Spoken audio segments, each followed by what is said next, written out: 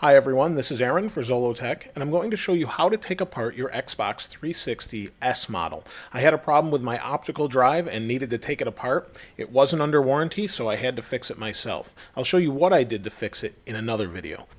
We'll start by using a tool to take off the top plastic edge.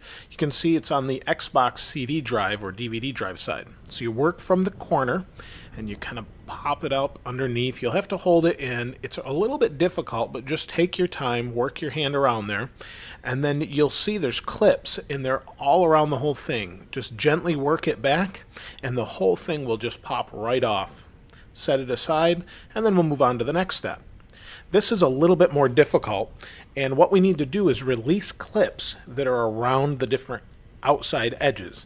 You'll shove the screwdriver or a spudger down in and release these clips, which I'll show you in just a moment. But the whole thing pops right out. It does take some work, like I said, and it's fairly difficult, so work around, and what you're doing is releasing each one of those clips. It's difficult, but take your time and it will turn out just fine. Next, we want to flip over the Xbox, and this time we want to pull off this plastic grate. We remove it over the hard drive real simply with the built-in clip. Then we pull the next part, just comes right out pretty easily. Then we want to remove the hard drive. We'll just pull this right out. The next part's again tricky, pulling these little tabs out. So we're going to do the same thing we did on the other side and pop out the whole thing with all these different tabs. Again, take your time, work on it, and it'll eventually release, and there we have it. That's the hardest part, is to release these clips and to release the clips on the other side. The next part is to remove the warranty seal on the back. Once we do that, we flip it over, and you'll see there's two clips. This is actually next to the Wi-Fi card. Remove those two clips or unsnap them and you'll see it will pull apart like this. Once it's pulled apart, we need to flip it over and do the same on the other side. Once we do that, we can remove the bottom of the case, and it comes off pretty simply, you can see, and then we'll just set that aside as well. Next, we want to flip the case over and do the exact same thing, but this time we're going to remove the clips that remove the front of the Xbox. So we're going to gently remove those clips. It's a little bit difficult, but then the whole front just popped right off for me.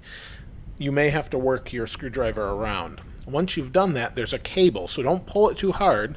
We undo that by unclamping it a little bit, and then we work the cable off of it. It's really fragile, so be very careful here at this point. It comes right off like that. The next part is to remove the front.